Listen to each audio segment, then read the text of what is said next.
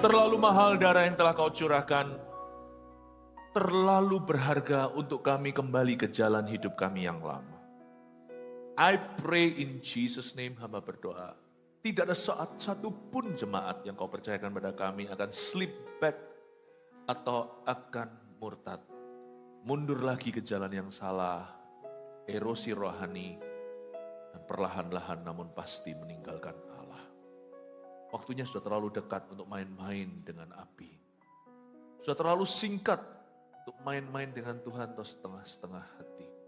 Hamba berdoa Tuhan. Jemaat di tempat ini bertumbuh satu-satu bukan karena khotbah kami bagus, bukan karena acaranya indah, tapi karena hadirat Allah. Dan karena firman kebenaran yang diberitakan, yang paling simpel saja di setiap ibadah, bahkan kalau perlu pembicaranya anak kecil di kebaktian Eagle Kids. Satu persatu ya Tuhan Yesus kau dewasakan penuh. Hamba berdoa, hamba-Mu ini tidak mampu Tuhan, kami sebagai gembala, kami itu tidak bisa. Hanya Tuhan yang bisa menumbuhkan iman. Apa yang kami taburkan, kau urapi Tuhan. Berlipat kali ganda, 30, 60, 100 kali ganda. Kebenaran itu muncul seperti kebun buah-buahan. Thank you Tuhan, sembunyikan hamba di balik salib-Mu. Kami akan enjoy sesi ini. Dalam nama Yesus, amin. Shalom semua, selamat sore. Berikan tepuk tangan untuk Tuhan Yesus. Sebelum Anda duduk, bisa sapa kanan kirinya bilang selamat sore. Silakan duduk ya. Anda yang tidak sempat ikut CG Super Conference kemarin, saya ada laporan kemenangannya supaya Anda tidak ketinggalan. Kita saksikan dulu, nanti setelah itu saya baru berbicara kepadamu. Faith is not seeing, faith is believing before seeing. Iman bukanlah melihat, iman itu percaya dulu sebelum melihat. Orang-orang yang harusnya tidak ada, menjadi ada. Karena iman kita.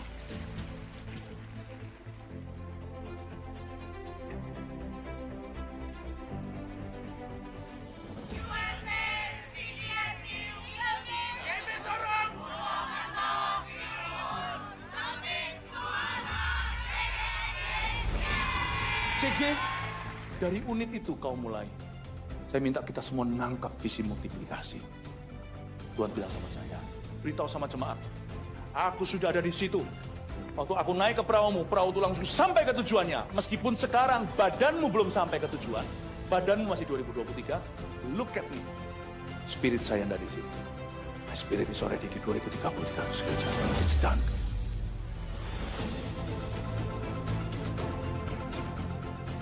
Sebelum ada satu perintis ke sana, sebelum ada satu misionaris ke negara mana atau benua mana, Yesus hatinya sudah di situ.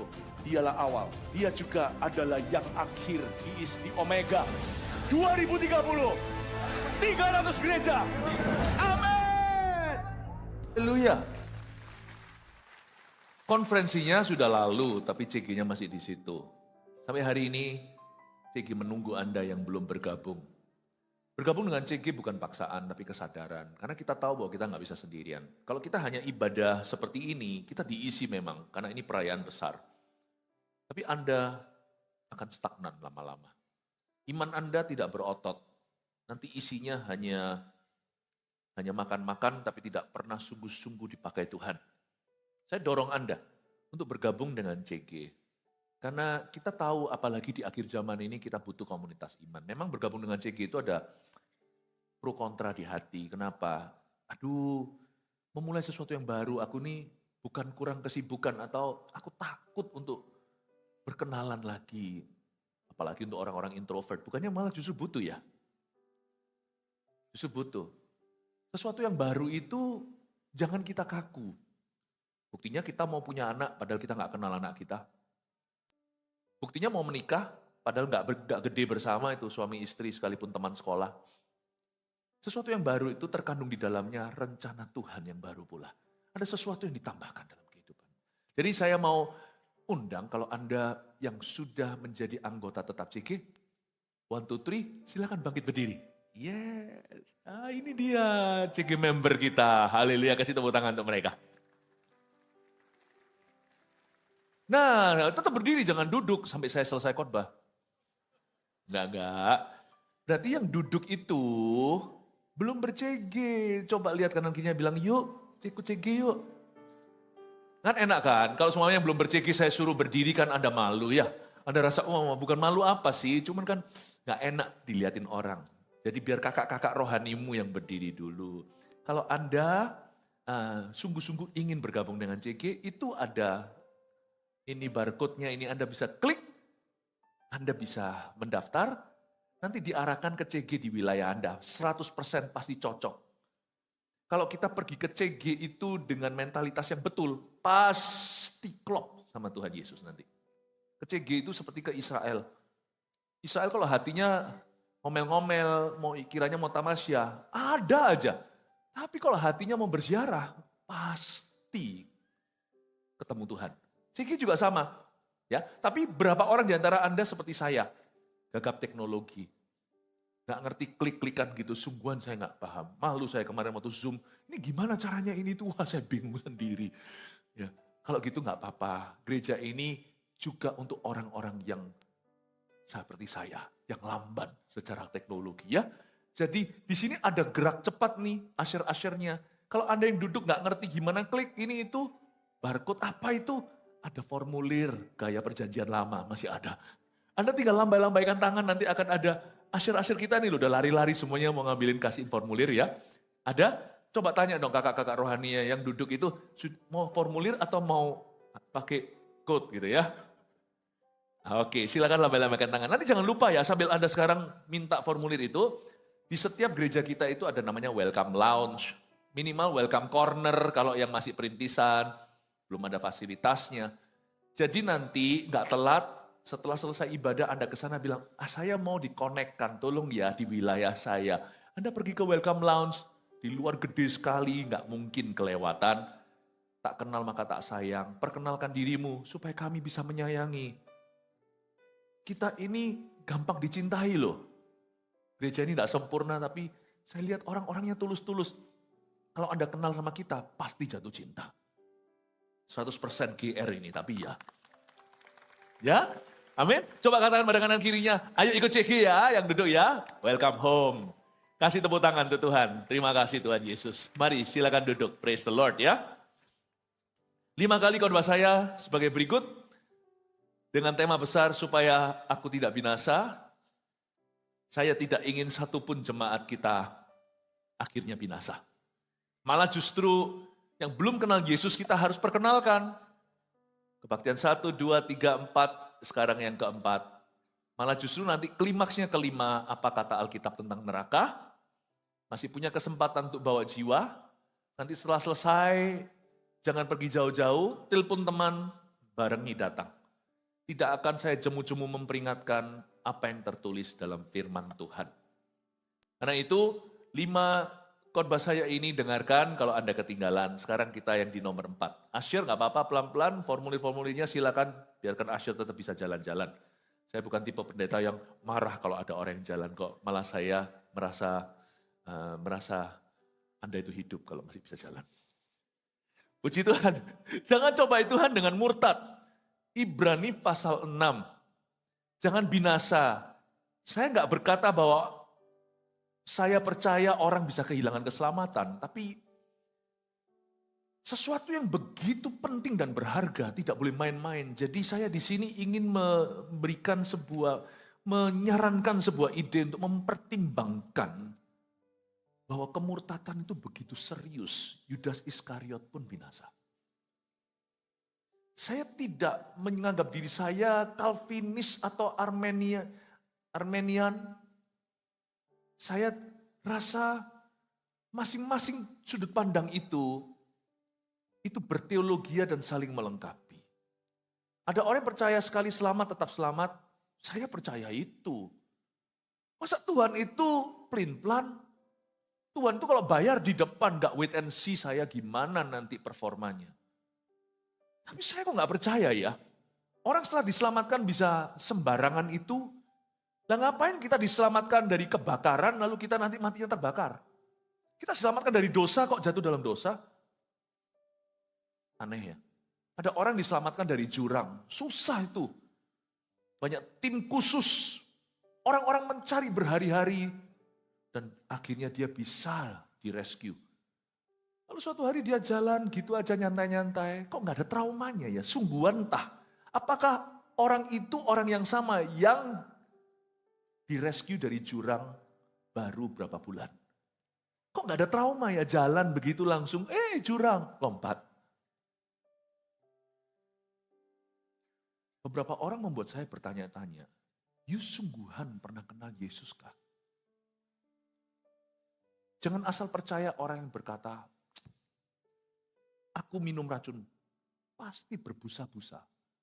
Jangan sembarangan kita percaya berkata, Yesus, aku udah terima Yesus. Tapi kelakuannya demikian. Hati-hati ya, jangan coba ituan dengan murtad. Memang orang yang selamat, dia selamat. Tapi kadang-kadang kita ragu dan sungguh-sungguh berhak untuk meragukan. Beberapa orang itu ketara seperti keselamatan itu tiada artinya di dalam hidupnya. Kok bisa kayak gitu kelakuannya?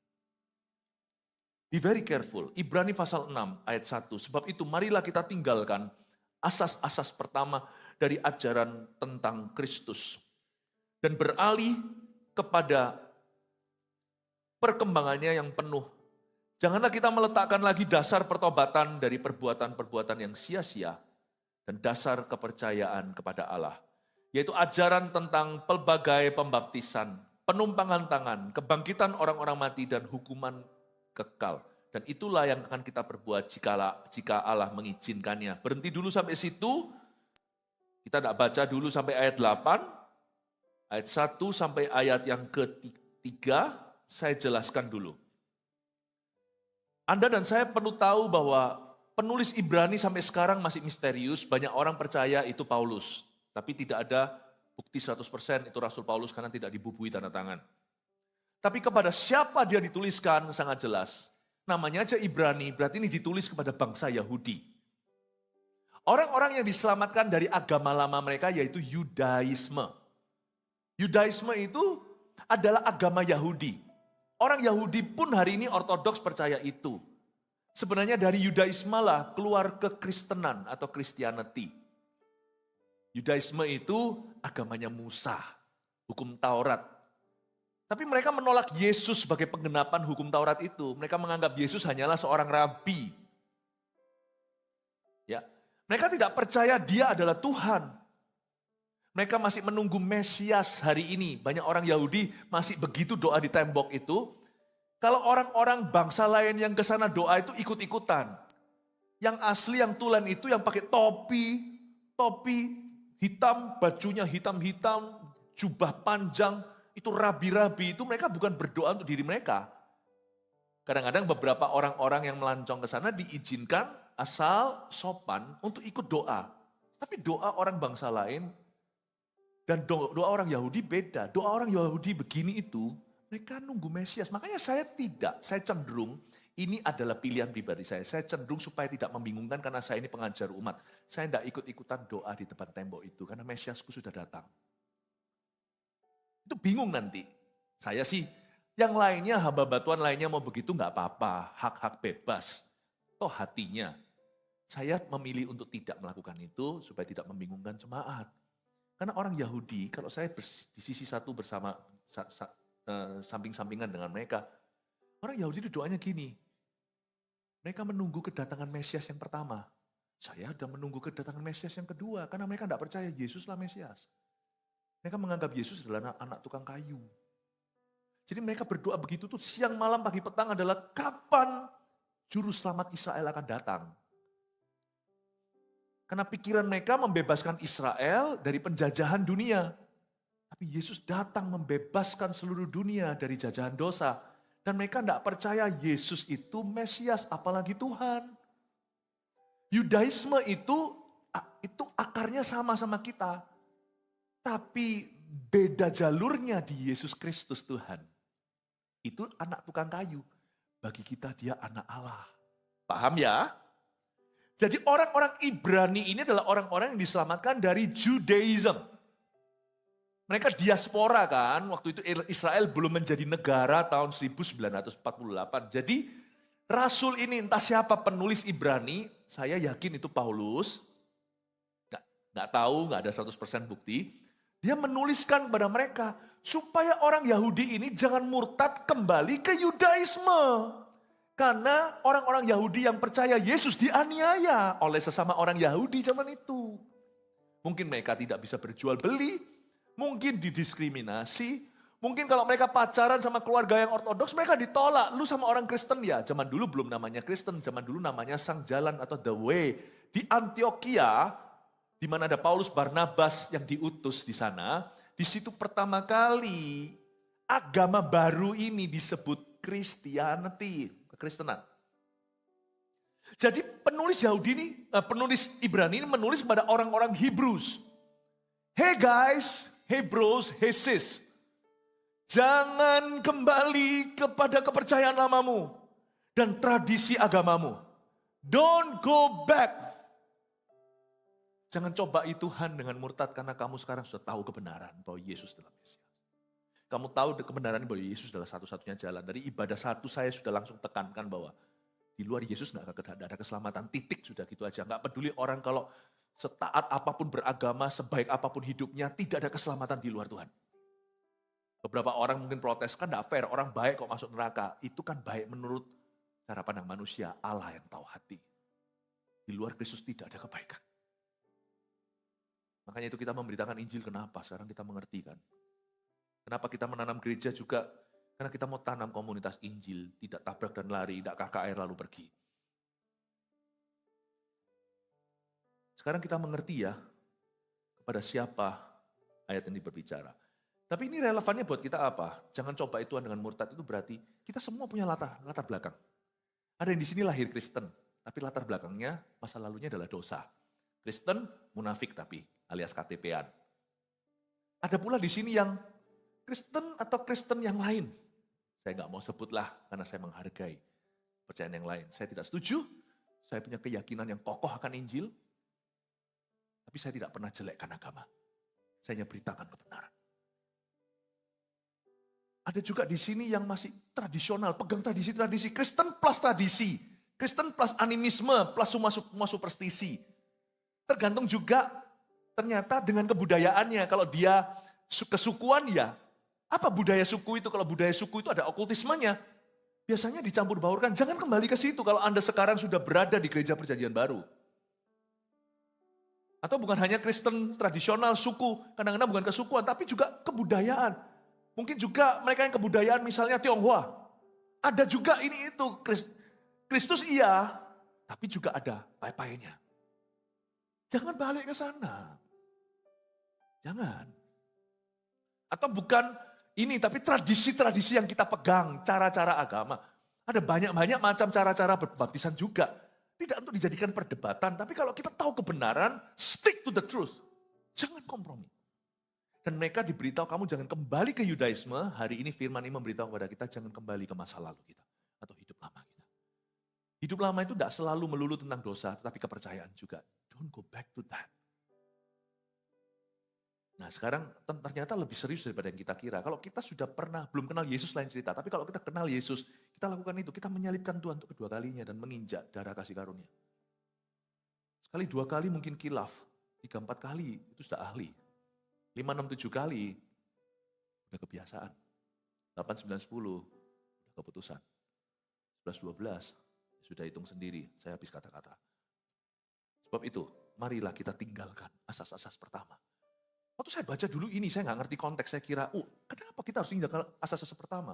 Asas-asas pertama kan juga kekristenan, ternyata ini Yudaisme pada khususnya. Lihat ya, sebab itu marilah kita tinggalkan asas-asas pertama. Ini tradisi ternyata. Kalau kekristenan jangan tinggalkan asas pertama.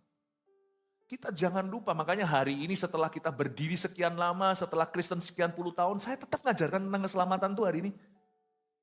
Tadi pagi saya jelaskan, kalau orang bilang, Pastor Philip kenapa jiwa-jiwa terus loh. Kalau sana nggak mau taat, itu urusan situ. Saya mau taat pada amanat agung, saya jangan dihalangi. Kristen juga enggak semuanya sungguh-sungguh. Kalau ada orang yang mau setengah-setengah, kalau saya mau sepenuh hati, please don't stop me. Please don't stop me. Firman Tuhan berkata kamu harus tinggalkan asas-asas pertama. Ini bukan kekristenan.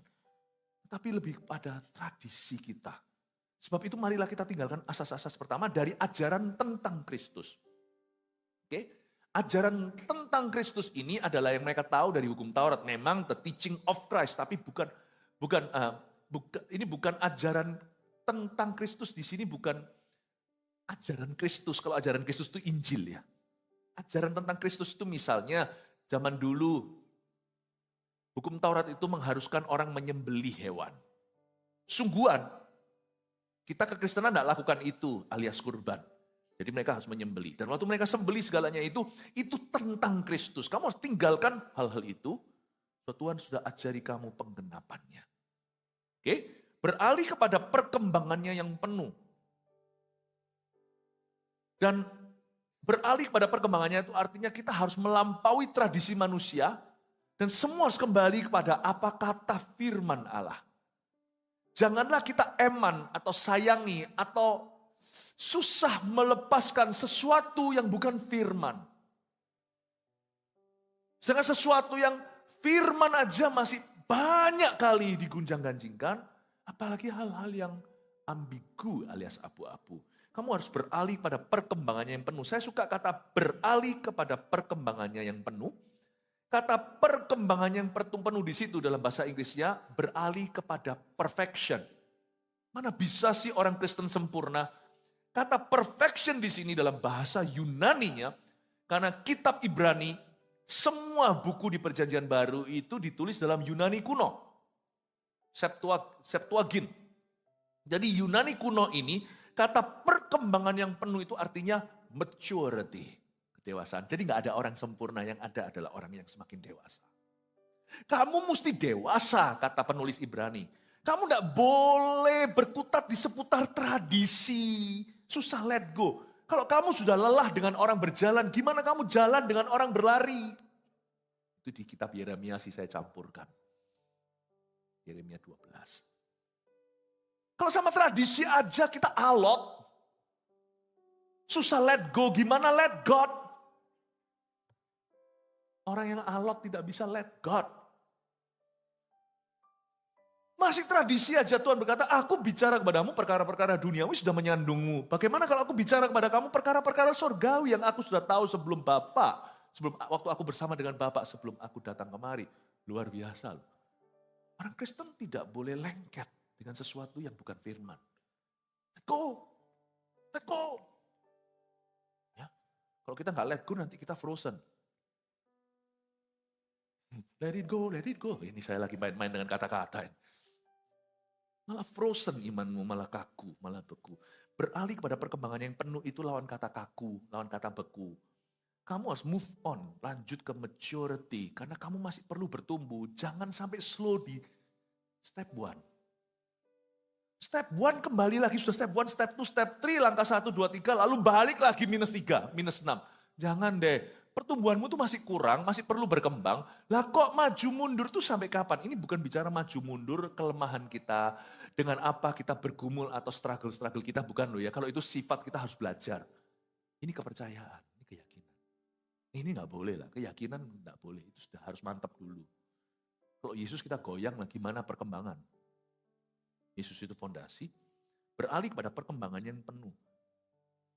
Disinilah banyak orang Kristen yang akhirnya seolah-olah kehilangan keselamatan atau murtad lagi dan tidak bisa kembali.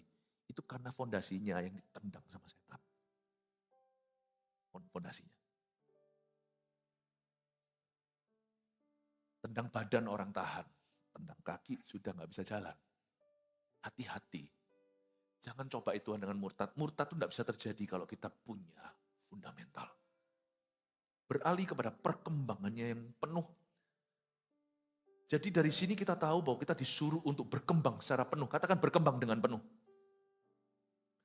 Jadi iman. Dalam iman kita, the best defense is offense. Pertahanan terbaik adalah maju. Makanya itu kalau saya tidak mau memimpin sebuah gereja yang saya timang-timang. Malah mati semua. Di kebaktian dari pagi-pagi tadi saya sudah langsung jelaskan bahwa gereja yang menginjil itu diberkati.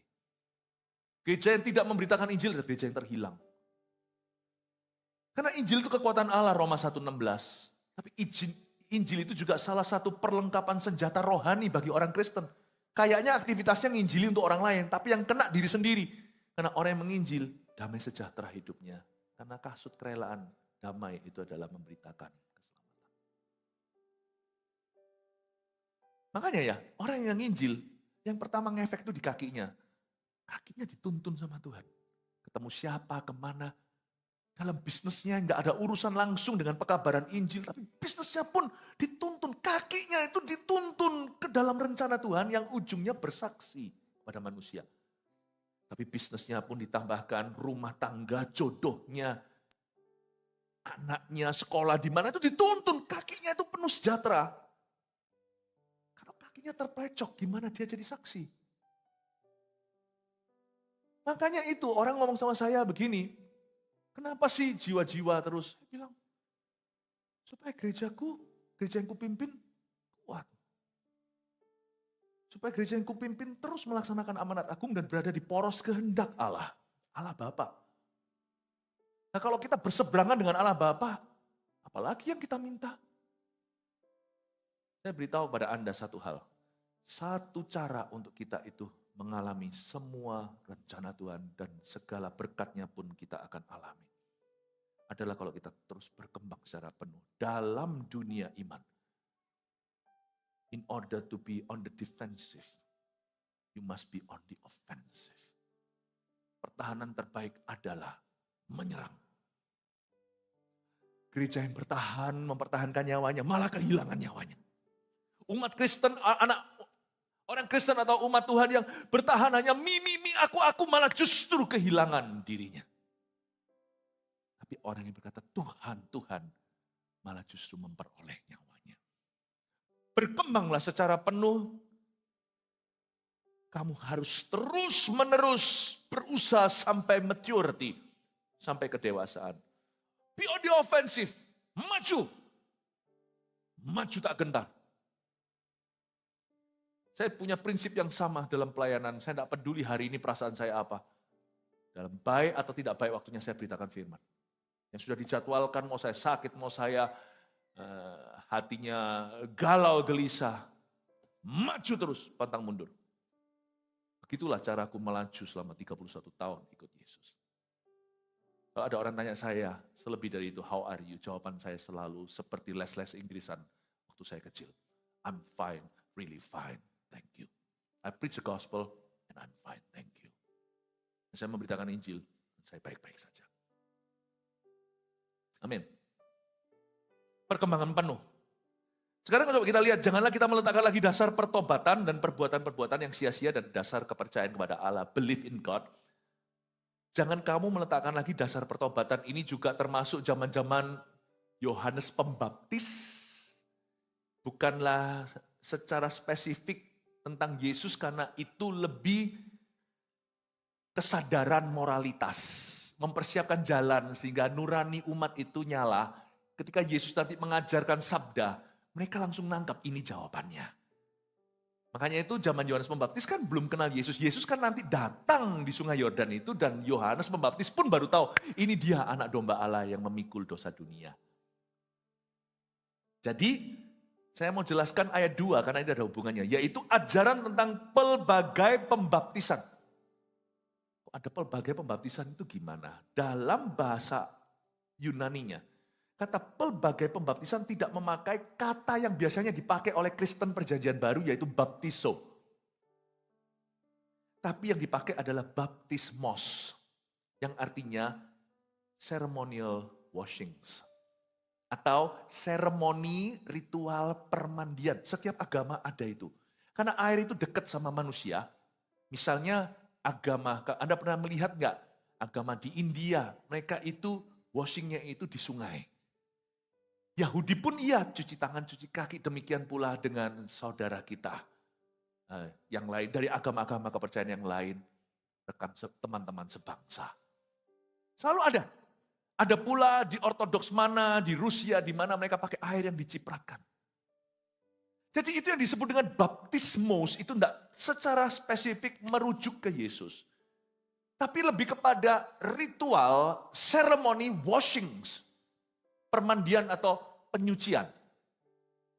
Manusia itu sudah ada dalam dirinya, itu semacam sense, semacam kesadaran bahwa air itu ada hubungannya dengan jernih, meskipun air keruh juga banyak. Makanya Yesus juga memakai pemahaman umum manusia itu dan berkata, rohku seperti air. Firmanku seperti air yang memandikanmu supaya tidak ada cacat celah. Kemarilah kepadaku barang siapa yang haus. Yesus bilang sama wanita Samaria, di sumur ini kamu ambil, kamu akan dahaga. Tapi kalau aku memberimu air hidup, kamu tidak akan haus. Karena itu orang-orang penulis Ibrani berkata, kamu jangan kembali ke baptismos. Kamu jangan takut dibaptis lalu dianiaya. Jangan takut. Setelah kejadian-kejadian yang lalu, itu bukan baru bagi saya bolak-balik itu. Cuman skala kecil, skala besar. Saya tetap akan baptis orang. 1001 kali saya tetap akan lakukan. Because I cannot be untrue to the text. Saya tidak bisa menyangkali apa yang tertulis. Dan apa yang saya yakini itu bicara dalam kehidupan kita. Baptizo. Kamu diselamkan. Segenapmu, Roma 6, mati bersama dengan Kristus, bangkit keluar lagi. Selama Anda tidak terpaku di kayu salib, baptiso itu ada dalam bahasa Surabaya. Baptiso. Yang Jakarta mungkin kurang paham nih ya. Kalau orang Surabaya itu gini. Kalau kita bilang, sana makan. Makanlah. Kalau Surabaya lebih Yunani. Makanno. Mandilah. Itu silakan congliang. Sijau. Ya, atau bahasa Ibrani adus. Itu dicampur dengan Yunani, Ibrani Yunani yang namanya aduso. Mandio. Orang Surabaya itu unik-unik. Enak itu nggak berhenti sampai enak banget. Satu kata cukup menjelaskan enak. Ya? Makanya itu, kalau bahasa Inggris kan, kamu makan banyak nggak? Yes, a lot. Orang Surabaya, walot. Enggak, lain ya artinya ya. Lain-lain artinya, saya terlalu ngawur sudah. Baptiso. Bukan baptismos. Sekalipun kau dianiaya. Baptislah. Kalau Anda tahu itu firman Tuhan. Makanya saya hari ini bahagia sekali nanti itu tirai akan dibuka. Seperti bait suci yang dirobek dari atas ke bawah, tapi ini dibukanya dari samping untuk nggak robek. Nanti di situ akan ada baptisan, demikian pula di gereja-gereja kita sekarang, sebentar lagi. Perayaan baptisan, menyusullah. Bahasa Surabaya, menyusullah. Jangan pakai lama. Mereka takut, karena siapa dibaptis itu bukan. Yohanes Pembaptis masih ditakuti. Pengikutnya banyak waktu itu. Kalau Yesus juga ditakuti, tapi karena saking bencinya, pengikut banyak, gua nggak peduli. Tapi yang namanya Yohanes Pembaptis, waktu baptis itu banyak. Para Farisi, ahli Taurat tidak mau dibaptis, tapi orang-orang berdosa, pemungut cukai, tentara-tentara. Tapi mereka punya baptisan ritual itu oke, tapi sekali orang dibaptis sesuai amanat agung Injil dalam nama Allah Bapa, Putra, Roh Kudus, dalam nama Yesus, orang-orang Yahudi benci orang-orang Ibrani ini. Kamu menghujat Allah dengan menyamakan Yesus dalam silsilah Allah Bapa, Putra, Roh Kudus. Itu berarti kau membuat mereka setara. Kau membuat Yesus setara maksudnya. Siapa dibaptis dengan itu dikucilkan oleh kaum Ibrani. Kamu kok baptis, kamu melawan tradisi agama kita yaitu Musa. Kamu pindah agama. Sedangkan sekarang gereja perjanjian baru banyak yang ikut-ikutan, menurut saya kurang pas. Kita nggak usah kembali ke Yudaisme. Lalu kita harus begini-begini ke Israel-Israelan. Nggak apa-apa kalau ada gereja gitu, jangan hakimi. Gereja kita nggak demikian. Saya pernah sekali ada seorang teman orang Yahudi, orang Jewish, tapi Messianic Jew, atau seorang Yahudi yang percaya Yesus. Dia datang melihat ibadah yang sangat terlalu keisraelan yang tradisional ya. Mau enggak mau kita nggak bisa meniadakan sejarah Israel di dalam iman. Iman kita nggak bisa, tapi ini terlalu, sudah kayak betul-betul nggak di Indonesia. Kalau pakai cara ini, cara itu saya nggak mau sebut lah, karena itu pasti nanti Ada hal-hal yang oke dengan itu, tetapi ini agak sedikit berlebihan di pertemuan itu. Dia datang. Saya nggak ada di situ, cuman dia datang ke Indonesia. Lalu dia ngomong sama saya seperti ini. Ini apa-apaan? Dia bilang, kami aja orang Yahudi, orang Ibrani nggak melakukan ini lagi. Kalian kok kembali ke dulu? Dia aja ngomong, kami aja nggak melakukan ini. Jangan balik ke sana. Yudaisme dan kekristenan itu beda. Beda. Memang sama hukum Taurat perjanjian lamanya. Perjanjian barunya beda sama sekali. They don't believe in Jesus. Mereka tidak percaya Yesus. Tapi kita punya sejarah bersama. Makanya itu kita itu punya perasaan gitu loh. Paham maksud saya Bapak Ibu? Semoga ini bisa membuat Anda cemerlang dan cerah dalam hal iman. Sekarang jadi mengerti kan? Pelbagai pembaptisan itu baptismos. Kamu jangan balik ke situ. Kamu sudah Kristen, sudah dikucilkan, sudah dianiaya, ngapain lagi? Kamu kembali. Itu sama dengan 2 kali jalan. Itu seperti orang yang bersalin, udah kontraksi lalu disesar. Ya 2 kali kan? Buat apa? Kamu sudah dianiaya, sudah dikucilkan, sudah dikristen-kristenkan, sekarang balik lagi ke Yudaisme. Jadi dulu penderitaanmu itu percuma, Don. Makanya Paulus pernah nulis begini, apakah sia-sia semua yang telah kau lalui? Kamu memulai dengan roh, kenapa mengakhiri dengan daging? Jangan coba itu dengan murtad. Yang disebut murtad ini pertama-tama kepercayaan. Tapi saya tunjukkan bahwa perbuatan kita bisa ke situ. Orang itu tidak ada yang langsung murtad. Itu ada erosi pelan-pelan. Orang Kristen yang mulai menghalalkan satu hal, sebab siapa yang melanggar satu hukum, dia melanggar semua hukum. Orang yang mencuri tidak membunuh, tapi dia juga menjadi pendosa. Orang yang berzina tapi tidak mencuri, dia juga jadi pendosa. Semua itu ada cikal bakal. Nah, karena itulah Paulus berkata, penulis Ibrani ini berkata, Paulus atau bukan, kamu harus berkembang. Kekristenanmu tidak boleh gini-gini. Makanya gereja harus maju. Gereja juga banyak yang mempertahankan tradisinya, tidak mau menerima perkara-perkara berikutnya. Padahal perkara berikut itu semua dalam firman loh. Cuman pilih-pilih, tebang pilih, hanya mau sampai ayat tertentu, sampai Injil tertentu, kisah para rasul banyak digunting. Injil pun banyak digunting loh. Yang mujizat dipotong semua. Nah boleh. Karena kita tidak boleh pakai traditional mind, tapi transformative mind. Pikiran yang transformatif, bukan pikiran yang tradisional untuk belajar firman Tuhan. Memang jangan mendahului firman, yang tidak dikatakan firman tidak usah. Ada orang-orang yang menamai malaikat ini, malaikat itu, yang diwahyukan di Alkitab. Kan saya pernah memberikan pembelajaran ini, entah di sini Surabaya atau di Jakarta atau di mana. Ada malaikat-malaikat yang diwahyukan Tuhan, ya Gabriel, Mikael, yang punya nama ya sudah itu, Cherubim, Kerub, dan Serafim. Nanti ada malaikat yang namanya Tommy, nggak pernah ditulis dalam Alkitab, apalagi Hengli. Don't be too creative, yang tidak ditulis di Alkitab jangan dahului. Supaya jangan diambil hakmu dari pohon kehidupan. Tapi yang di Alkitab jangan dikurangi. Itulah sebabnya Anda yang merasa, aku tuh punya gini tradisi itu. Merasa bersalah untuk bertumbuh itu enggak boleh. Enggak boleh. Tapi aku ini kan seringkali kita suka pakai label ya. Tapi aku ini, Aku ini Kristen, Aku ini kepercayaan, begini. Keluarga aku itu tradisinya, begini. Anda itu ikut Yesus. Bukan ikut,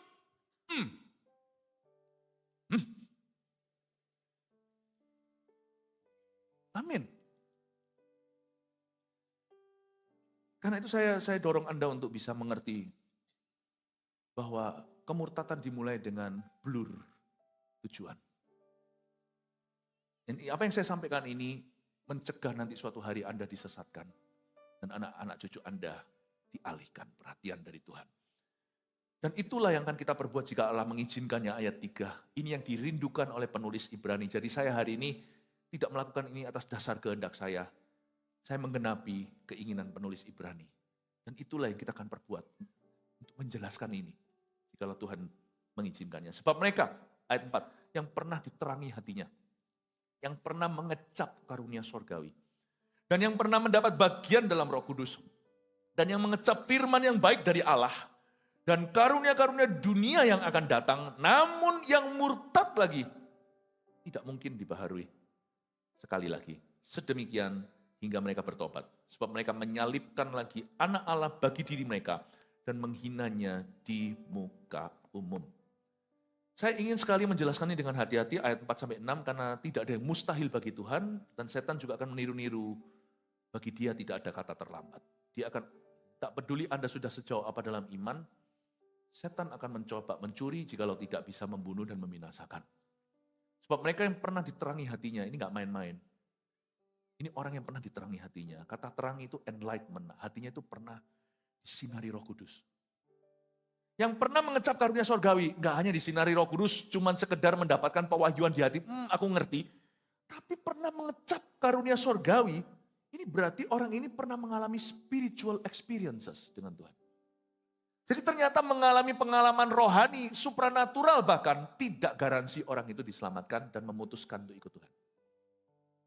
Dahulu waktu di FKA mengadakan festival kuasa Allah yang keberapa saya lupa, bukan di Surabaya, di luar kota. Ada seseorang yang mengalami, orang bukan Kristen yang mengalami sesuatu dengan Tuhan. Itu gak mungkin dibuat-buat karena kita tahu kan ada orang yang cari perhatian, ada orang itu yang gak suka cari-cari begitu. Tapi dia ngomong betul sesuatu dia alami dan dia lihat Tuhan. Di festival kuasa Allah. Tapi setelah itu terlibat pembicaraan cukup lama dengan saya, dia memutuskan saya tetap tidak mau kenal Tuhan. Padahal dia nangis-nangis. Nangis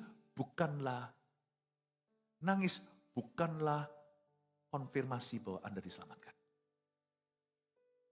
It's your decision, your stand with Christ. Bahwa Anda berdiri dengan Kristus, itulah keselamatan itu. Karena percaya itu bukan percaya murah, percaya itu datang dengan harga. Yesus harganya mati, hargamu adalah hidup setia dengan Tuhan. Kita itu diselamatkan bukan karena usaha kita, sungguhan. Keselamatan yang Tuhan beri itu cuma-cuma tidak ada plus-plus. Tapi untuk percaya sama Tuhan itu banyak tantangan di hidup ini, bukan? Itu saja sih harga kita yang kita bayar murah. Dan sekalipun kalau kita harus mati untuk kepercayaan kita, jangan lepaskan. Kemungkinan besar, hampir semua kita, jikalau bukan semua kita, tidak akan pernah diizinkan mati untuk Tuhan. Hanya hidup bagi Tuhan. Itu pun jangan kau kompromikan. Sisa kita itu cuma hidup bagi Tuhan. Martir-martir Yesus itu untuk memberikan keselamatan pada kita, dia mati untuk kita. Yang pernah mengecap karunia sorgawi berarti dia pernah mengalami sesuatu dengan Roh Kudus, dengan Tuhan Yesus. Yang pernah mendapat bagian dalam Roh Kudus. Pernah mendapat bagian dalam Roh Kudus? Pernahkah Anda dengar orang yang berkata, aku pernah bahasa roh, terus gak bisa lagi. Mungkin di saat-saat disetrum, di suasana yang begitu electrified, begitu penuh dengan aliran sorga, ada orang tertentu itu tiba-tiba ngikut ke bawah arus, tapi dia gak pernah memutuskan untuk terima Yesus. Ada loh orang-orang gitu, saya kasih contoh beberapa ya. Raja Saul. Kalau dia bukan kena bahasa roh, karena itu sebelum glosolalia. Itu sebelum zamannya perjanjian baru ketika Roh Kudus dicurahkan dengan karunia yang belum ada di perjanjian lama, yaitu karunia berbahasa roh. Itu belum ada. Tapi itu mendekati, dan itu karunia yang lain. Itu karunia profesi yang sekarang malah justru di gereja-gereja jarang kelihatan. Itu Saul itu, dia sampai rebah dari kudanya waktu dia kejar Daud. Dan semua orang sampai keluar pepatah, apakah Saul salah satu dari rombongan Nabi? Coba Anda lihat. Padahal dia itu dalam misi jahanam. Misi yang bejat di mata Tuhan. Mau bunuh orang yang diurapi. Sekalipun dia diurapi, dia mau bunuh orang lain yang diurapi Tuhan. Bahkan lebih dari dia. Dia rebah. Dan dikatakan di Alkitab, dia kepenuhan roh. Bukan penuh hatinya, semua sisanya semua penuh. Tapi responnya salah. Dia telanjang. Roh Kudus tidak telanjangi orang. Tapi kalau Roh Kudus turun atas orang itu tidak ready. Orang itu akan korsleting. Mendingan gak pernah ngalami kenabian. Mendingan gak pernah. Pernah lihat Roh Kudus kalau turun atas seseorang, dia mendapat bagian dalam karunia-karunia roh, karunia dalam Roh Kudus, ketika turun, ada orang yang sampai teriak-teriak itu bukan Roh Kudus. Tapi sesuatu gak beres di hatinya, entah kepahitan, atau ada okultisme yang belum pernah dibereskan, itu bereaksi. Dan dia mengalami itu. Tapi bertobat tidak, ujungnya bunuh diri. Ujungnya bunuh diri. Padahal dia pernah mendapat bagian dalam Roh Kudus. Hatinya aja gak diserahkan, sisanya kepenuhan. Demas. Istrinya Demba. Enggak. Demas itu ada sungguhan. Itu kalau Anda baca di surat-surat Paulus, Demas itu dulu Seringkali, sorry ya saya suka Jayus. Demas itu ditulis sama Paulus, ini rekannya. Ini sudah rekan misionaris, saya sih curiga dia juga kena Pentakosta. Ditulis surat itu selalu ada, tapi terakhir Paulus berubah pikiran waktu menulis tentang dia. Paulus berkata, dan Demas telah meninggalkan Tuhan dan cinta dunia. Coba Anda baca. Demas, Demas itu sudah menjadi tim inti. Saya juga tahu seseorang, tapi saya nggak mungkin bisa beritahukan. Beritahukan pun Anda tidak akan tahu. Orang yang pernah getol-getolnya ajak teman-temannya, udah berbahasa Arab di gereja karismatik pula. Today, dia bukan orang Kristen. Kok bisa? Itu salah satu misteri dosa, saya tidak bisa ngerti. Sungguhan. Saya tahunya dulu waktu saya masih suam-suam, baru bukan suam-suam kuku, saya masih bayi rohani. Ya, saya pernah tinggal di luar negeri waktu saya bayi rohani. Lalu ada gereja yang mengalami kebangkitan. Ada pemimpin salah satunya, bukan pendetanya tentunya, salah satu muda-mudi yang begitu berapi-api, udah penuh Roh Kudus. Banyak teman-temannya ditumpang tangan, diinjili segalanya, haleluya luar biasa. Today, he claims he's not a Christian. Dia memeluk agama lain. Pertanyaan saya, kok bisa? Setahu saya dia itu penuh karunia, orang ditumpangin tangan rebah. Bahkan ada manifestasinya, berbahasa lidah so pasti sudah. I don't know. Satu hal yang jangan tanya sama saya, tapi saya ngeri, saya tidak mau jadi kayak gitu. Sebab orang yang pernah diterangi, namun murtad lagi, tidak mungkin diperbarui. Saya juga pernah mendoakan tokoh kepercayaan tertentu. Sudah, bukan saya yang cari, saya nggak pernah cari-cari gitu-gitu. Saya doakan. Lawat, orang yang cari saya, bukan saya yang cari. Setelah dilawat, terakhir menyangkal Tuhan. Saya nggak mungkin, saya ini tahu banyak hal yang saya tidak mungkin bisa bagikan dengan leluasa. Tidak bisa, karena saya rasa tidak beriman. Anda tahu apa yang saya harus saksikan bahwa bagi setan pun tidak ada kata telat untuk membuat Anda murtad. Satu adalah teman jauhku. Gagah perkasa, kayak Benny Hinn kalau doa. Saya belum apa-apa. Saya baru bisa belajar doa. Sebelum makan, satu lagi tokoh. Didoakan. Lalu habis itu dilawat Tuhan. Cari Tuhan, cari saya. Ya masa saya tolak. Nikodemus pun cari Yesus. Yesus indah kan? Sungguhan terakhirnya tetap menyangkal Tuhan Yesus. Menyedihkan. So that can happen, you know. Jangan cobai Tuhan ya. Anda yang sudah Kristen, sudah diterangi hatinya, sudah dibaptis, sudah kepenuhan Roh Kudus, sudah pelayanan. Careful. Setan masih menargetkanmu. Tapi jangan takutlah. Kalau Anda masih takut meninggalkan Tuhan, berarti Anda belum murtad. Anda tidak bisa murtad, ya. Dan yang mengecap firman yang baik dari Allah dan karunia-karunia dunia yang akan datang. Wow. Namun yang murtad lagi, kata murtad di sini saya kasih definisinya. Ada dua macam bentuk jatuh. Yang satu dalam bahasa Inggrisnya falling into sin. Bukan falling in love with you. Bukan ya. Falling into sin itu jatuh ke dalam dosa. Itu yang dialami Petrus. Tapi dia menyesal, Tuhan ampuni dan jadikan dia rasul besar.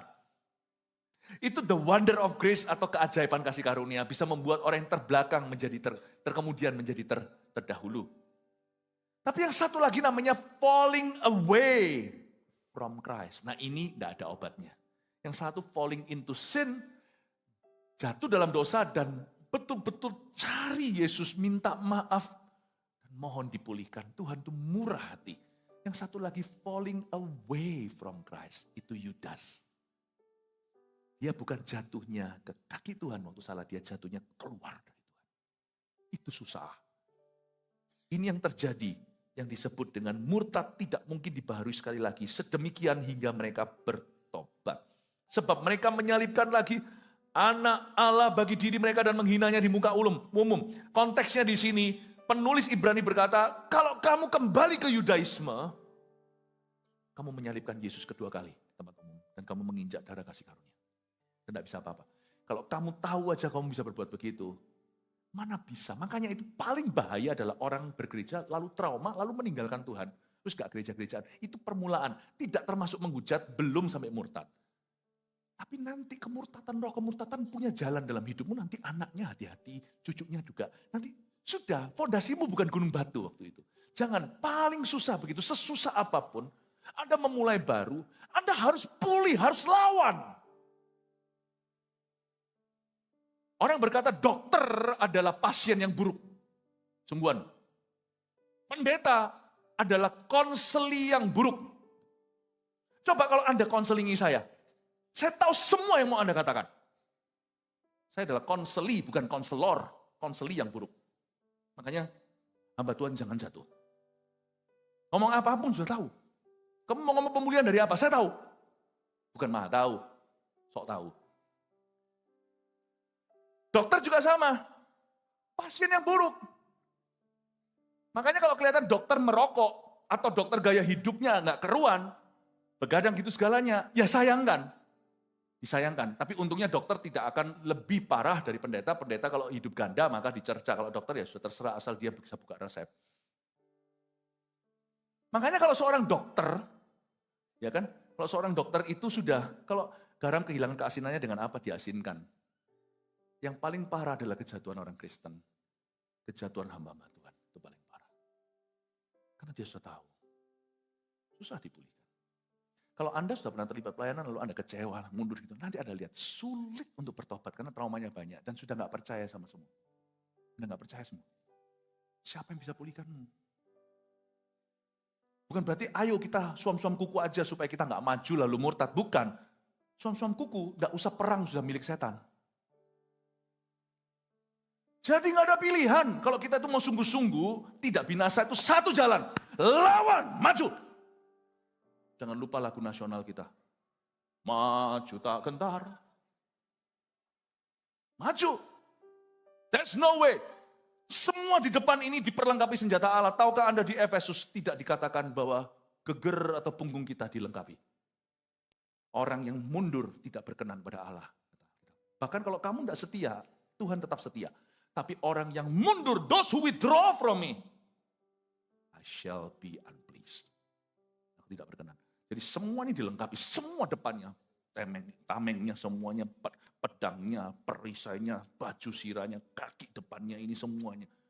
Cuman gak ada tulisannya, punggungmu bahkan sampai ke bawah sini dilengkapi. Jangan sampai heran kalau Anda mundur, yang pertama dipanah adalah ke bawahnya. Segala sesuatu landingmu tidak akan pernah empuk dengan Tuhan. Tidak ada jalan lain. Dunia semakin jahat, kita harus semakin sungguh-sungguh. Saya ngomong begini dengan tujuan supaya Anda tidak main-main dengan roh kemurtatan. Belum murtad, roh kemurtatan jangan kompromi. Roh kemurtatan itulah kompromi. Jangan. Di kebaktian sebelumnya saya jelaskan, orang kalau ngomong kita fanatik, lu fanatik, gak apa-apa. Jangan marah. Memang iya. Fanatik kayak gini aja, jadinya pas-pasan loh saya bertahan. Saya dibilang fanatik, saya oke kok. Daripada munafik. Saya lebih suka dipanggil fanatik daripada munafik. Kalau munafik berarti ada sesuatu yang mereka bisa tuduh. Ini kok ganda, kok beda. Kalau fanatik, mereka nggak tahu membahasakan, jadi lebih baik menjatuhkan. Karena saya nggak seperti mereka. Monggo silakan sebut saya fanatik. Anda juga harus punya spirit yang sama. Pohon jatuh tidak jauh dari salah. Pohon kok jatuh itu gimana? Buah yang jatuh nggak jauh dari pohonnya. Amin, amin Bapak Ibu. Jangan takut disebut fanatik. Aku fanatik aja cuma gini loh imannya. Saya ngomong sama anak-anak saya, papamu tuh sungguh-sungguh cuma gini pelayanannya. Sungguhan, pelayanan saya cuma gini. Dibanding dengan hamba-hamba Tuhan, gak ada apa-apanya. Saya tuh masih belum apa-apa. Sungguhan. Bapak Ibu Saudara, janganlah Anda murtad. Jangan pernah ya mencoba Tuhan dengan ini. Mereka bertobat sebab mereka menyalibkan lagi anak Allah bagi dirinya dan menghinanya di muka umum. Sebab tanah yang menghisap air hujan yang sering turun ke atasnya ayat 7. Dan yang menghasilkan tumbuh-tumbuhan yang berguna bagi mereka yang mengerjakannya, menerima berkat dari Allah. Tetapi, jikalau tanah itu menghasilkan semak duri dan rumput duri, tidaklah ia berguna dan sudah dekat pada kutuk yang berakhir dengan pembakaran. Garis bawahi kata sudah dekat pada kutuk yang berakhir dengan pembakaran. Kapan kita tahu bahwa kita dekat dengan kutuk? Ketika kita tidak takut. Khotbah saya sekarang ini mungkin tidak perlu menyembuhkan seseorang karena Anda sekarang tetap di dalam Kristus dan terus mengikut Yesus Kristus. Tapi khotbah saya ini akan menjadi seperti shield, seperti suatu perisai melindungimu untuk tahun-tahun ke depan yang penuh dengan kebejatan. Saya harap apa yang saya berikan ini seperti vaksinasi dan boosternya, melindungi Anda sekeluarga. Sebab hati yang sudah tidak takut lagi, dia sudah dekat pada kutuk. Tapi hati yang masih bisa takut untuk meninggalkan Tuhan, itu hati yang tidak akan bisa murtad. 4, saya kasih 4 poin hari ini, jangan cobai Tuhan dengan murtad, sebagai review kita, summary atau kesimpulan yang kita pelajari di kebaktian ini. 1, berani tinggalkan tradisi agamawi demi mengenal Tuhan Yesus lebih lagi. Termasuk langkah-langkah awal seperti pelbagai pembaptisan itu, baptiso. Jangan takut. Demi apa? Demi mengenal Yesus Kristus. Janganlah kita tuhankan tradisi. Tradisi manusia apalagi. Pegang firman. Kalau Anda mau diberkati. Berani tinggalkan tradisi agamawi. Demi mengenal Tuhan Yesus lebih lagi. Berapa banyak orang di sini tidak pernah mantap-mantap. Anda berkata, aku di sini tapi aku tidak bisa meninggalkan. Kapan Anda akan mantap untuk bertumbuh? Setiap pernikahan yang belum bisa meninggalkan mantan. Atau setiap pernikahan yang masih punya pintu belakang, nanti kalau nggak cocok gimana aku bisa cerai. Itu pernikahan nggak akan pernah langgeng. Kalau Anda mau bertumbuh di satu tempat, Anda harus tutup pintu belakang. Anda harus buka pintu baru dan berkata, aku bertumbuh. Apa kata dunia terserah. Demi mengenal Yesus Kristus, I am here. Amin. Risiko tanggung menumpang nanti gampang sama Tuhan. Pokoknya aku di depan, terang-terangan, aku mau ikut Tuhan. Aku mau bertumbuh, aku mau berbuah. 2, iman yang hidup dan aktif akan berusaha maju sampai kedewasaan penuh. Nah pertanyaannya, iman Anda hidup enggak?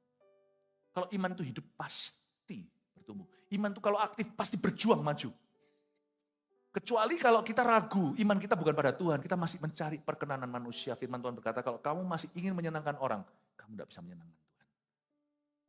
Iman yang hidup dan aktif akan berusaha maju sampai kedewasaan penuh. 3, murtad itu bermula dari erosi rohani. Selalu dimulai dengan kompromi. Nggak ada orang murtad semalam, itu nggak ada. Murtad itu bermula dari erosi rohani yang keterusan tapi.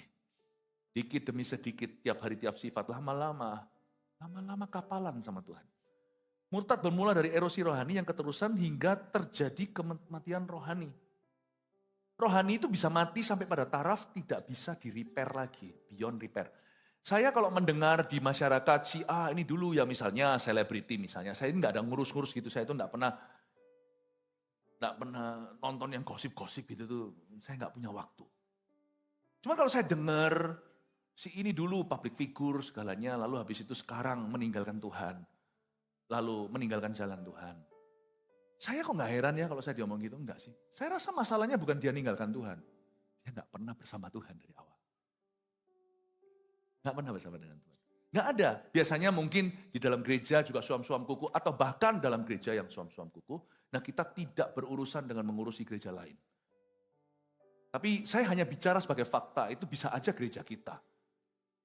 Suam-suam kuku, lalu dia biasa, lalu tiba-tiba opportunity knock saja, ada ketukan kesempatan. Lu mau nggak begini-gini, tapi kau harus, nggak bisa orang Kristen ini. Langsung aja, nggak habis pikir, Tuhan dijual. Bagi saya sih memang dari dulu Tuhan nggak pernah mahal. Dia hanya tradisional. Jadi bagi saya nggak heran, bagi saya itu bukan big news. Lebih big news kalau salah satu jemaat kita tiba-tiba hengkang dari Kristus. Nah itu lebih big news buat saya. Loh kok bisa? Kok bisa di tengah-tengah kebangunan rohani ada orang yang murtad? Ya bisa aja Yudas Iskariot, Anania Safira ada. Nah itu bagi saya lebih bigger news. Daripada kalau yang siapa-siapa, tokoh-tokoh gini-gini, selebriti, artis segalanya, bagi saya nggak heran. Makanya itu saya selalu dorong. Jadi gereja tidak boleh kalah Hawa. Dengan apapun profesi orang, gereja itu langsung perwakilan Allah. Kalau enggak gitu mereka enggak hidup. Kalau mereka datang ke gereja, mereka tidak dimuridkan, mereka akan mati. Cepat lambat akan mengalami kematian.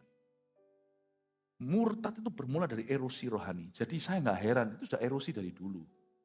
Jadi sebenarnya orang itu kehilangan keselamatan atau dia nampaknya diselamatkan tapi nggak pernah. Nggak tahu lah. You decide.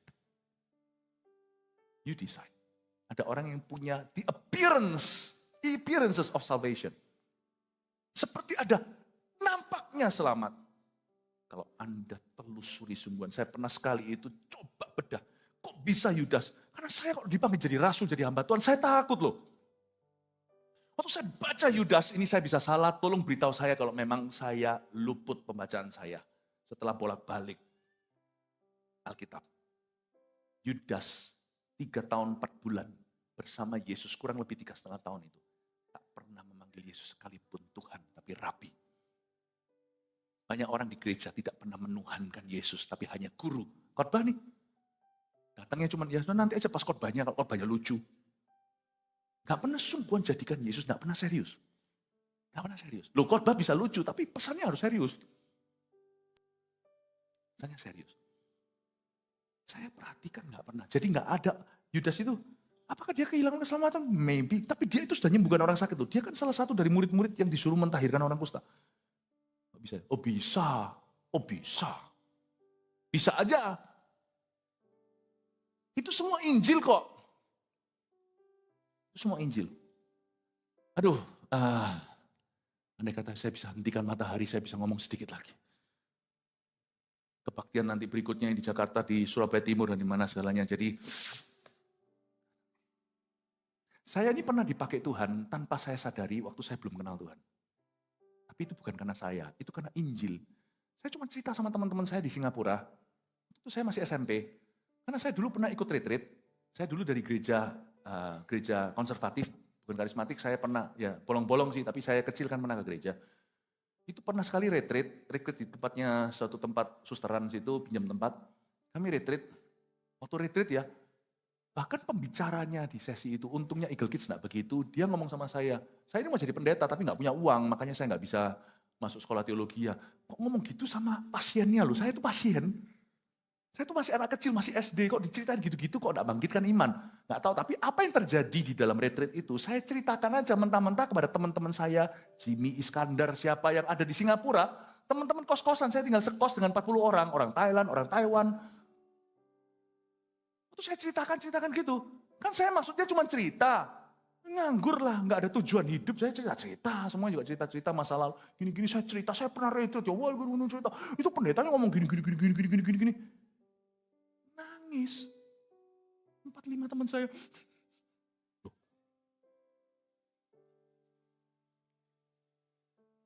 Saya enggak percaya Yesus Masias. Saya cuma cerita. Waktu nangis, saya jadi penghalangnya. Ngapain nangis? Cengeng lu. Udah. Nah, saya hentikan revival. Karena memang tidak ada revival dalam diri saya. Menurut Anda Yudas dipakai Tuhan karena Yudas atau karena Kristus? Karena pesan Tuhan. Waktu saya perhatikan Yudas, kok bisa orang ini begini? Ya, saya enggak tahu lah. Tapi sudah dekat pada kutuk dan berakhir dengan pembakaran. Murtad bermula dari erosi rohani yang keterusan hingga terjadi kematian rohani yang keempat. Inilah hati yang masih bisa takut akan Tuhan dan rindu bertobat. Belum murtad. Siapa di sini masih bisa takut sama Tuhan, takut meninggalkan Tuhan? Angkat tangan. Iya, belum ada yang murtad dan tidak akan murtad. Haleluya. Berikan tepuk tangan bagi Tuhan. Setialah pada Kristus. Mari kita semua bangkit berdiri yuk. Haleluya. Praise the Lord. Diberkati Tuhan, amin. Kebaktian terakhir nanti, apa kata Alkitab tentang neraka? Disitulah hujan keselamatan akan tiba. Tuhan terima kasih. Buka Tirayana, kita akan segera baptis.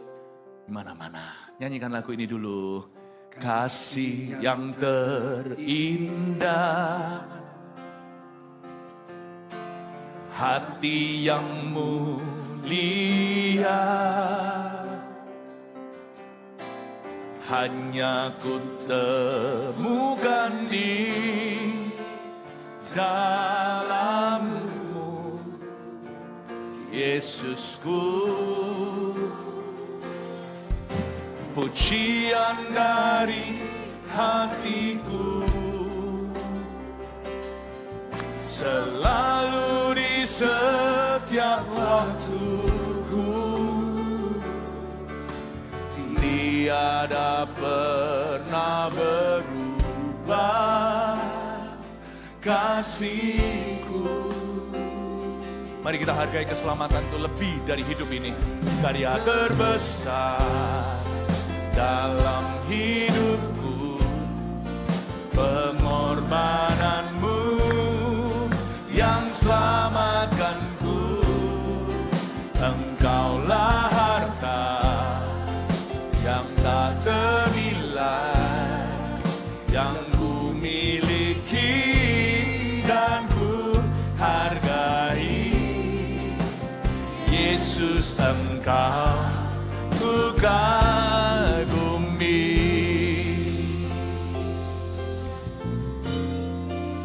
Kasih yang terindah, kasih yang terindah, hati yang mulia, hanya ku temukan di dalam-Mu, Yesusku. Pujian dari hatiku selalu di setiap waktuku, tiada pernah berubah kasih-Mu. Hargai keselamatan jiwamu, itu yang paling berharga. Karya terbesar dalam hidupku, pengorbananmu yang selamatkanku. Engkaulah harta yang tak ternilai, yang ku miliki dan ku hargai. Yesus, Engkau ku kagumi. Karya terbesar dalam hidupku, pengorbananmu yang selamatkanku. Engkaulah harta yang tak ternilai, yang ku miliki dan ku hargai. Yesus, Engkau ku kagumi. Karya terbesar dalam hidupku, pengorbananmu yang selamatkanku. Engkaulah harta yang tak ternilai, yang ku miliki dan ku hargai. Yesus, Engkau ku kagumi. Kami bersyukur untuk setiap baptiso yang akan terjadi. Permulaan daripada misi adalah ketaatan kepada Injil. Kita berdoa untuk setiap orang yang sebentar lagi akan masuk dan dibaptiskan. Para pembaptis juga sudah siap. Kita akan melihat mereka dibaptis langsung live di sini. Sisanya yang lainnya menyusul ya. Sambil nanti baptisan dimulai, sekaligus saja pedangan bermata dua, ke kiri kena, ke kanan kena. Kalau Anda termasuk di golongan itu, Anda belum terima Yesus. You only have the experiences, atau cuma punya pengalaman-pengalaman ke gereja, tapi nggak pernah terima Yesus sungguhan.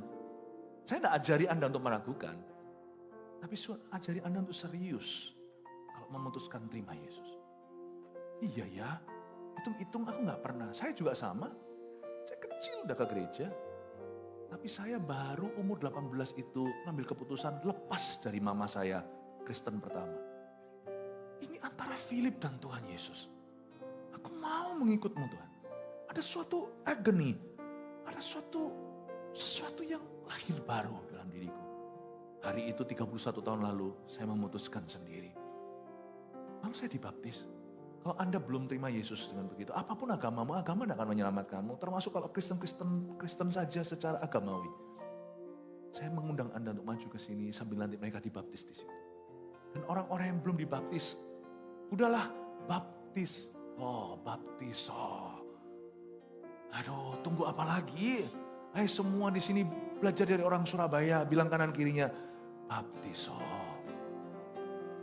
Maju ke sini, Tuhan menunggumu, kami menunggumu. Karya mulai baptis, come on.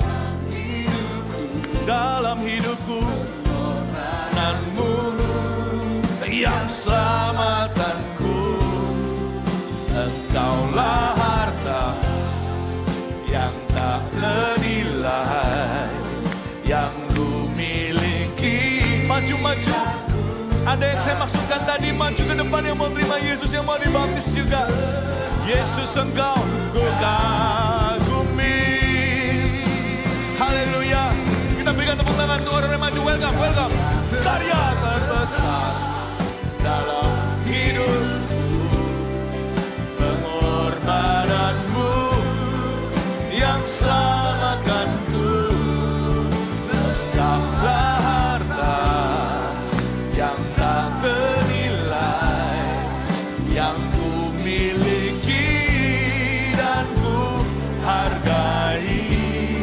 Haleluya, kasih tepuk tangan untuk mereka yang dibaptiskan. Karya terbesar dalam hidupku, pengorbananmu yang selamatkanku. Jangan ragu,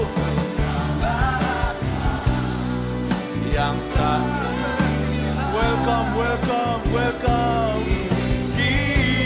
Dan ku hargai. Welcome home. Yesus Engkau juga. Haleluya, sorga bersorak-sorak terbesar dalam.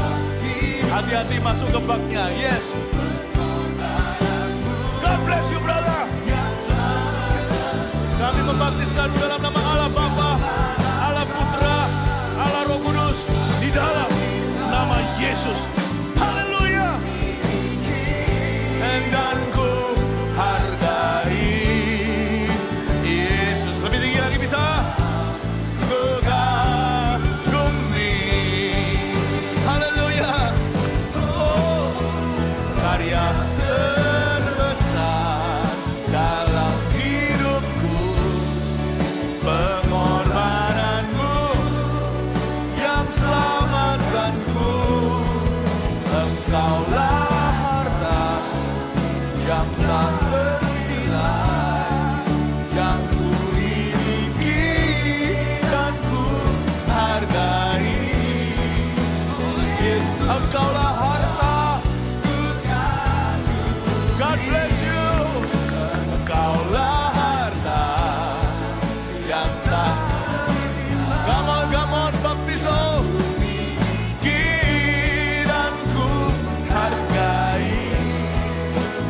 Yesus Engkaulah harta, hargai keselamatan kita. Engkaulah harta yang tak ternilai, yang ku miliki dan ku hargai. Yesus Engkau ku kagumi. Yesus Engkau ku kagumi. Yesus Engkau ku kagumi. Haleluya. Berikan sorak-sorai bagi Tuhan. Praise the name of Jesus. Saudara yang di depan, ikuti saya berdoa ya. Menerima Yesus itu gampang dari segenap hatimu. Itulah titik perubahanmu seperti saya 31 tahun lalu. Persis seperti ini, tapi di gereja kecil di Kanada. Hari ini saya tuntun Anda karena Roma 10 ayat 9 dan 10 berkata, kalau kau percaya, mengakulah dengan mulutmu. Dengan hati kau percaya Yesus mati bagimu dan percaya Allah membangkitkan dia pada hari ketiga. Dengan mulut kau mengaku, kau akan dibenarkan dan diselamatkan. Letakkan tangan di dada seperti ini, ikuti saya kalimat per kalimat. Katakan, Tuhan Yesus, saya mau menerimamu sungguh-sungguh. Ampuni dosa saya. Saya percaya Engkau mati untuk aku. Di kayu salib itu, Engkau bangkit pada hari ketiga. Masuklah dalam hatiku, hiduplah selama-lamanya di dalam sini. sebagai Tuhan, Juru Selamat, dan Rajaku. Dalam nama Yesus. Amin. Wow. Saudara yang di depan sini yang belum dibaptis, yuk dibaptis ya. Lalu juga selain itu ikut CG yuk ya. Nanti juga code-nya dikeluarin sini, HP boleh keluar termasuk yang di belakang sana yang belum ikut CG. Klik di situ. Ayo semua ikut CG supaya bertumbuh ya. Udah bisa nggak barcode-nya di sini? Nah dalam ini dia ya. Dalam hitungan ketiga, kalau kalian klik, kalau Anda klik ini nggak apa-apa. Yang sudah anggota CG terutama, hitungan ketiga kita bilang sama orang di depan ya. Jesus loves you. Bisa? 1, 2, 3. Jesus loves you. Kasih tepuk tangan untuk mereka. Silakan bisa kembali ke tempat duduknya. Praise the Lord. Siapa di sini bahagia sekali Tuhan hari ini melawat. Praise the Lord, puji Tuhan. Haleluya. Kecaplah dan lihatlah betapa baiknya Tuhan itu. Rasakan dan nikmati kasih setia. Kecaplah dan lihatlah betapa baiknya Tuhan itu. Rasakan, oh sorga bersorak-sorai hari ini. Lambaikan tanganmu sama-sama, katakan syukur bagimu Tuhan. Segala hormat bagimu Tuhan. Allah yang mengasihiku, Allah yang memelihara. Syukur, syukur bagimu Tuhan. Segala hormat bagimu Tuhan. Allah yang mengasihiku, Allah yang memeliharaku. Tuhan Yesus pasti hatinya berbunga-bunga. Kita ekspresikan cinta, terima kasih kita, Dia menyelamatkan kita. Waktu kita katakan kecaplah dengan mulut kita, kita buat ini. Kecaplah dan kasih Yesus kiss high. Betapa baiknya Tuhan itu. Rasakan dan nikmat. Lagi ya. Kasih Yesus kiss high, bukan kiss bye. 1, 2, 3. Kecaplah dan lihatlah betapa baiknya Tuhan itu. Rasakan dan nikmati kasih setia. Mari kita lambaikan tangan kita. Syukur bagimu Tuhan. Segala hormat bagimu Tuhan. Allah yang mengasihiku, Allah yang memelihara. Lagi syukur, syukur bagimu Tuhan. Segala hormat bagimu Tuhan. Allah yang mengasihiku, Allah. Mari kita tepuk tangan di atas kepala kita sama-sama. Come on. Syukur bagimu Tuhan. Terima kasih untuk keselamatan kami Tuhan. Terima kasih Engkau setia bertahun-tahun dalam hidup kami sampai kami akhir hayat hidup ini. Haleluya. Allah yang lagi syukur, bersyukur untuk keselamatan keluargamu. Syukur bagimu. Bersyukur untuk CG, keluarga iman kita. Bersyukur untuk CG Fan, untuk setiap jiwa-jiwa yang Tuhan tambahkan. Haleluya. Allah yang memeliharaku. Oh syukur bagimu. Segala hormat bagimu Tuhan. Allah yang mengasihiku. Allah yang memeliharaku selamanya. Selamanya. Selamanya. Haleluya. Haleluya. Bersama malaikat di surga kami bersuka cita. Praise the Lord. Jesus loves you. Kita sebentar lagi harus akhiri ibadah. Malam ini ada KKR terakhir. Justru yang paling besar. Saya mau bicara tentang sesuatu yang sangat berkenaan dengan keselamatan dari kebinasaan. Bawa jiwa-jiwa. Ini kesempatan emas Anda. Ya.